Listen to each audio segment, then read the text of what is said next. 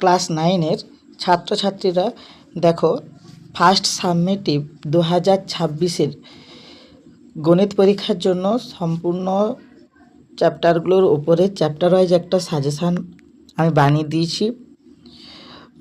তোমাদের প্রথম পরীক্ষায় টোটাল চ্যাপ্টার আছে 9খানা মতো। তো আমি প্রত্যেকটা চ্যাপ্টারের কিছু কিছু কোশ্চেন সাজেস্টিভ কোশ্চেন বেছে দিয়েছি। যদিও অঙ্কের ওপর কোনো সাজেশান ক্লাস 5 থেকে 8, 9 পর্যন্ত লাগে না, কারণ যেই স্যার কোশ্চেন করবেন তার উপরেই সব কিছু নির্ভর করে। তাও একটা চ্যাপ্টার থেকে যেগুলো ইম্পর্ট্যান্ট সেগুলো আমি একটু বেছে দিয়েছি। এগুলো তোমরা পরীক্ষার আগে অবশ্যই প্র্যাকটিস করে যাবে টাইপগুলো ধরে ধরে। দেখো প্রথম যে চ্যাপ্টারটা রয়েছে সেটা হচ্ছে মূলদ সংখ্যা। এই মূলদ সংখ্যা থেকে টোটাল নাম্বার পড়ছে একটা 3 মার্কসের, একটা 2 মার্কসের, একটা শর্ট কোয়েশ্চেন। আমি এখানে পাশে চ্যাপ্টারের সাথে আমি লিখে দেওয়ার চেষ্টা করেছি মার্কসটা। এই চ্যাপ্টারের নাম হচ্ছে বাস্তব সংখ্যা, যদিও আমি এখানে উপরে মূলদ সংখ্যা লিখেছি। এবার এই চ্যাপ্টারটা থেকে 3 মার্কসের জন্য একটা হচ্ছে সংখ্যা রেখায় স্থাপন করো, যেগুলো অমূলদ সংখ্যাগুলো থাকে, সেইটা একটু খুব ইম্পর্ট্যান্ট।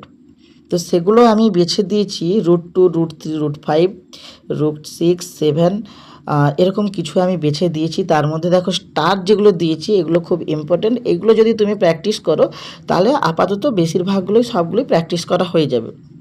তো প্রথম দেখো আমি একটা চ্যাপ্টারে দিয়ে দিয়েছি মূলদ সংখ্যা, অমূলদ সংখ্যা কাকে বলে তার উদাহরণ। পেজ নাম্বার 6 থেকে 17 দাগ, 22 দাগ, পেজ নাম্বার 7 থেকে 2 দাগ, 5 দাগ, 7 দাগ, 8 দাগ। এরপর আমি ওই 3 মার্কসের জন্য যেগুলো বললাম ওইগুলো দিয়েছি। এরপর পেজ থেকে 11 থেকে 1 দাগ, পেজ নাম্বার 16তে দেখো এটা হচ্ছে 2 মার্কসের জন্য বা শর্ট কোয়েশ্চেনের জন্য খুব ইম্পর্ট্যান্ট। কি না, বীজীয় অমূলদ সংখ্যা ও তুরীয় অমূলদ সংখ্যা কাকে বলে এর উদাহরণ। বইতে সঠিকভাবে লেখা নেই, এটার উত্তরটা তোমরা খাতায় সংজ্ঞা আর উদাহরণ আকারে গুছিয়ে লিখে রেডি করে তারপর যাবে। এটা 2 নম্বরের জন্য খুবই ইম্পর্ট্যান্ট একটা প্রশ্ন, বা 1 নম্বরের শর্ট কোয়েশ্চেন এটা থাকতে পারে। আর দেখো 19 নম্বর পেজ থেকে 3 দাগে 3, 5, 7 দাগ, 10 দাগ আর 11 দাগ, এইরকম কিছু সাজেস্টিভ কোশ্চেন আমি বাস্তব সংখ্যা থেকে তুলে দিয়েছি। এগুলো অবশ্যই তোমরা প্র্যাকটিস করে তারপরে পরীক্ষা দিতে যাও। আর যারা ফুল মার্কস পেতে চাও তারা শুধুমাত্র সাজেশানের উপর নির্ভরশীল থাকবে না। সাজেশানটা করে কিছুটা অবধি এগিয়ে যাওয়া যায়, কিন্তু 30-এ 30 পেতে হলে তোমাকে কনসেপ্টটা ক্লিয়ার করতে হবে। তাই কনসেপ্ট ক্লিয়ার করার চেষ্টা করো। এবার পরীক্ষার আগে সবাই চায় যে একটা কীরকম স্যার কোয়েশ্চেন প্র্যাকটিস করব, তার জন্য এগুলো দেওয়া। এবার আসো সূচক। দেখো সূচকের থেকে 2 মার্কসের একটা শর্ট কোয়েশ্চেন পড়ে, আর যদি কিছু 1 মার্কের শর্ট কোয়েশ্চেনের জন্য থাকে। তাই সূচকটা তোমরা সবের শেষের দিকে প্র্যাকটিস করবে, যেহেতু এখান থেকে বড় প্রশ্ন আসার চান্স খুব কম। তাই এখান থেকে যেগুলো একটু খুব ছোট আকারের প্রশ্ন বা কিছু ট্রিকি কোয়েশ্চেন সেইগুলো একটু বেশি করে প্র্যাকটিস করবে। আমি পেজ নাম্বার আর এই দেখো তীর চিহ্ন দিয়ে তারপরের এই যে সংখ্যাগুলো, মানে এইটা হচ্ছে পৃষ্ঠা নম্বর, আর এর পাশে যেগুলো দিয়েছি এই যে এইগুলো হচ্ছে দাগ নাম্বার। তো তোমরা এটা দেখে দেখে পৃষ্ঠা নম্বর থেকে এই দাগ নাম্বারগুলো দাগ নিয়ে নেবে, নিয়ে তোমরা ওই প্র্যাকটিসটা করবে। এইবার সূচক থেকে আমি বললাম ওগুলো আছে। প্লাস সূচকের জন্য দেখো প্লাস প্রশ্নবিচিত্রা লেখা আছে। প্রশ্নবিচিত্রা মানে ওই প্রশ্নবিচিত্রার যে 2 মার্কসের যে কোয়েশ্চেনগুলো আছে ধরে ধরে ওগুলো একটু কিছুটা প্র্যাকটিস করে নেবে। এবার আসি লেখচিত্রে।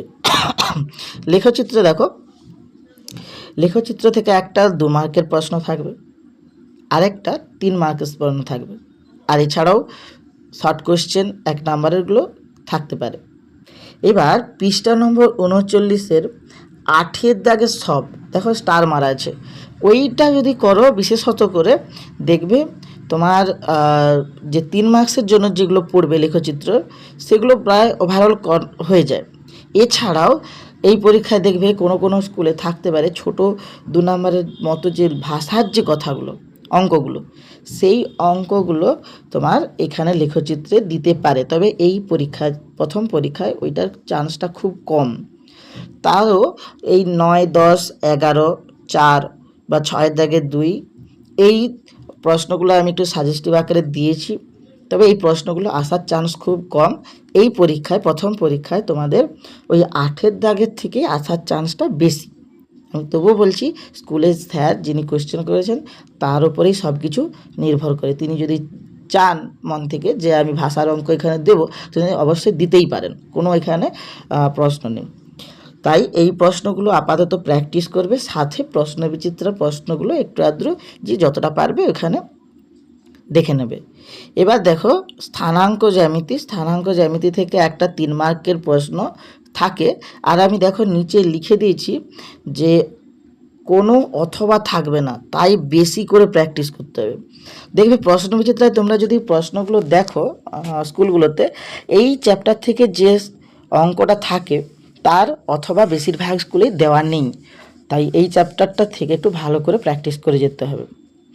পৃষ্ঠা নম্বর 44-এর 11 দাগ, 45-এর 1 দাগের 3, 2 দাগের যে কোনো একটা প্র্যাকটিস করলে হবে।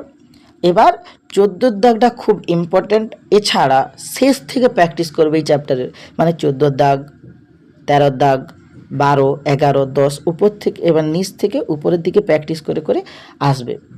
তাহলে এর ফলে কি হবে, তোমার প্রশ্নটা হুবহু লেগে যাওয়ার চান্সটা বেশি থাকবে। আর এই চ্যাপ্টারের প্রশ্ন সংখ্যা মান খুবই চেঞ্জ হয়, হুবহু ডাইরেক্ট বই থেকে লেগে যায়।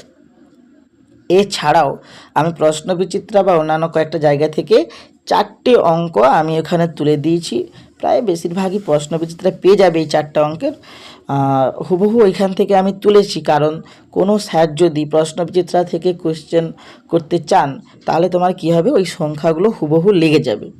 আর কোনো অঙ্ক পরীক্ষার হলে নতুন ট্রাই করার থেকে এখান থেকে প্র্যাকটিস করে যাওয়াটা অনেক গুণে ভালো, কারণ নতুন অঙ্ক পরীক্ষার খাতায় ট্রাই করতে গেলে ভুল হওয়ার চান্সটা খুব বেশি হয়। যেহেতু আমার কাছে অপশান আছে তাই আমি ওই 4টে অঙ্ক এক্সট্রা দিয়েছি। যারা একটু ভালো মার্কস পেতে চাচ্ছ তারা ওই জিনিসগুলো একটু দেখে রাখবে, ওই 4টে অঙ্ক একটু দেখে রাখবে। এরপর আসি তোমার রৈখিক সহ সমীকরণ। দেখো রৈখিক সহ সমীকরণ থেকে একটা 3 মার্কস, একটা 2 মার্কসের প্রশ্ন থাকবে। এখানে প্রথমেই আমি দিয়েছি যে এই চ্যাপ্টারটার জন্য প্রশ্নবিচিত্রা 3 মার্কস আর 2 মার্কসের করলে কনফার্ম হয়ে যাবে। তাও আমি পেজ 51-র ছক একটা দিয়েছি, যেখান থেকে শর্ট কোশ্চেন প্রচুর পরিমাণে আসে। ওই ছকের দেখবে একদম ডান সাইডে লাস্ট কলামে ওই সিদ্ধান্ত বলে যে কলামটা দেওয়া আছে, ওইখান থেকে একটা শর্ট কোশ্চেন আসার চান্স খুব বেশি হয়। এছাড়াও দেখো 54 নম্বর পৃষ্ঠাতে 7, 8, 9, 10-এর দাগ, এইগুলো 2 মার্কের জন্য খুবই ইম্পর্টেন্ট। কিছু দেখবে উদাহরণের অঙ্ক এখানে দেওয়া আছে আমার, ঠিক আছে। আর 68 নম্বর পৃষ্ঠার 24, 25, 26 সম্ভবত এটা প্রয়োগ, মানে উদাহরণের অঙ্ক। আর কোষে দেখি 5.7 এগুলো হচ্ছে ভাষার অঙ্ক, মানে রৈখিক সহ সমীকরণের ভাষার অঙ্ক যেগুলো। তবে আমার ধারণা অনুযায়ী এই প্রথম পরীক্ষাতে এই সহ সমীকরণ থেকে কোনো ভাষার অঙ্ক পড়ার চান্স নেই, মানে পড়ার চান্স খুবই কম।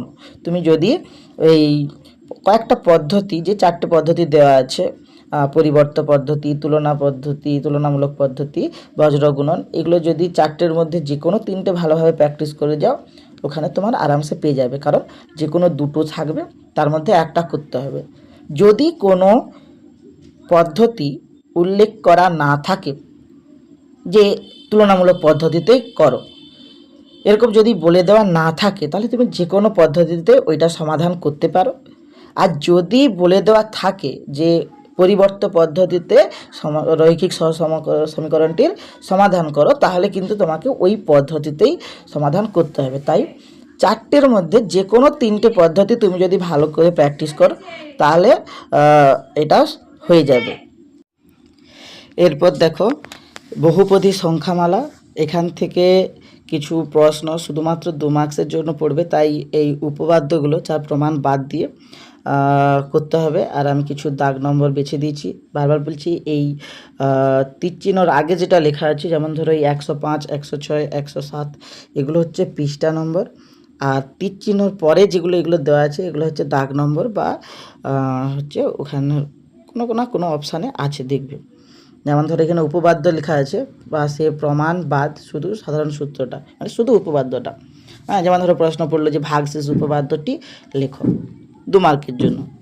যাক, এরপরে আসি উৎপাদকের বিশ্লেষণ। এখান থেকে সাজেস্টিভ কোয়েশ্চেন খুবই কম লাগে, কিন্তু আমি প্রশ্ন বিচিত্রা ধরে ধরে একটা সাজেশান বানিয়ে দিয়েছি। আমি সেই পৃষ্ঠাটাও আমি এখানে দিয়ে দিচ্ছি। তার আগে আমি একটু বলে নিই, নিচে সামান্তরিকের ধর্ম থেকে তোমাদের সবথেকে বেশি যেটা সমস্যা হয় সেটা হচ্ছে এই সামান্তরিকের ধর্ম, মানে যেখানে হচ্ছে উপপাদ্য আর প্রয়োগ দেওয়া আছে, যেখান থেকে একটা উপপাদ্য 4 মার্কসের পড়বে আর 3 নম্বরের একটা প্রয়োগ থাকবে, সেটা বাদ দিয়ে একটা 2 নম্বরের মার্কে একটা ছোটো প্রশ্ন থাকবে। তা 2 মার্কসের জন্য প্রশ্ন বিচিত্রাগুলো প্র্যাকটিস করে নেবে, আপাতত কমপ্লিট হয়ে যাবে। আর উপপাদ্য 14 দাগ বাদ দিয়ে দেবে, দিয়ে 15, 16, 17, 18, 19 5টা উপপাদ্য থাকে। 5টার মধ্যে 15, 16 আর 19 3টা খুব ইম্পর্ট্যান্ট। খুব না ভাগ্য খারাপ থাকলে এই 3টার মধ্যে লাগবে না। আপাতত এই 3টা করলে হয়তো হয়ে যাবে, ঠিক আছে। তবু রিস্ক নেবেনি, যেহেতু এটা একটা 4 নাম্বারের একটা হুবহু লাগে। তো এগুলোতে যারা একটু কম নাম্বার পায়, মানে পাস করার জন্য চিন্তা ভাবনা করে, তাদের কিন্তু এইগুলোতেই পাস করতে হয়, উপপাদ্যটাতে। এবার আসি প্রয়োগটাতে দেখো তোমাদের দিয়ে দিয়েছি 81 পৃষ্ঠায় 6-3, 90 পৃষ্ঠার, এটা খুব ইম্পর্টেন্ট, স্টার দেওয়া আছে। আচ্ছা, প্রয়োগ 18 তোমাদের 86 পৃষ্ঠাতে রয়েছে, এটা খুব ইম্পর্টেন্ট। এছাড়া 77 পৃষ্ঠায় প্রয়োগ 2, 92 পৃষ্ঠার হচ্ছে কষে দেখি 6-এর 12 দাগ, এগুলো হচ্ছে খুব ইম্পর্টেন্ট। এছাড়াও আমি দেখো বাকি দাগ নাম্বারগুলো এখানে দিয়েছি, এই কয়েকটা প্রয়োগ যদি তোমরা দেখে যাও লেগে যাওয়ার চান্সটা খুব বেশি, ঠিক আছে। আমি তাও আবার বারবার বলছি যে এই তোমাদের ক্লাস 9-এর দিকে সাজেশান লাগানো খুব কঠিন হয়ে দাঁড়ায়, কারণ যিনি প্রশ্ন করবেন সেই স্যারের উপরেই সব কিছু হাতে পাওয়ারটা থাকে। তাই তাও যতটা চেষ্টা করবে, একদম না করে যাওয়ার থেকে এই প্রশ্নগুলো করে যাওয়া অনেক অনেক ভালো, ঠিক আছে। এই প্রশ্নটা একটু দেখে যাবে। আর উৎপাদকের বিশ্লেষণের জন্য দেখো আমি কিছু প্রশ্ন, ওই প্রশ্ন বিচিত্রেরই বেশিরভাগ প্রশ্ন আমি এখানে তুলে পাশে আমি পৃষ্ঠা নম্বর আর দাগ নম্বরটা দিয়ে দিয়েছি। এটা তোমরা খুঁজে খুঁজে বইয়েই দেখবে বেশিরভাগ প্রশ্ন উদাহরণে করে দেওয়া আছে। আর কিছু কিছু প্রশ্ন যেগুলো কোষে দেখিতে রয়েছে, ওখানে তোমার বোধহয় টোটাল 4টে মতো অনুশীলনী আছে বা 5টে মতো অনুশীলনী আছে। প্রত্যেকটা থেকেই যদি তুমি 5টে করে অঙ্কও প্র্যাকটিস করো, তাহলে 5-5-এ 25খানা অঙ্ক হয়ে যাচ্ছে। অনেকেই বলতে পারে যে স্যার আপনার উৎপাদকের বিশ্লেষণ একটা করতে হবে, ওখানে আপনি 25খানা অঙ্ক দিয়ে দিচ্ছেন। তো প্রত্যেকটা চ্যাপ্টার থেকে যদি তুমি 4টে-5টে করেই অঙ্ক করো, তাহলে 5টা চ্যাপ্টার থেকে 5-5-এ 25খানা অঙ্ক তোমার অলরেডি কভার হয়ে যাচ্ছে। তা সেই হিসাবে দেখতে গেলে খুব একটা বেশি নয়। যারা ফুল মার্কস পেতে চাচ্ছ তাদেরকে তো এই পরিশ্রমটা করতেই হবে। চেষ্টা করো সব কিছু করে পরীক্ষা দিতে যাওয়ার, যে যতটা পারবে এবার মার্কস তোলার চেষ্টা করো। সবার পরীক্ষা ভালো হোক এইটুকুই কামনা করি। আর একবার দেখে নাও, তোমরা স্ক্রিনশট মেরে নিতে পারো, স্ক্রিনশট নিয়ে তোমরা ওখানে বইয়ে দাগ নিয়ে নিতে পারো।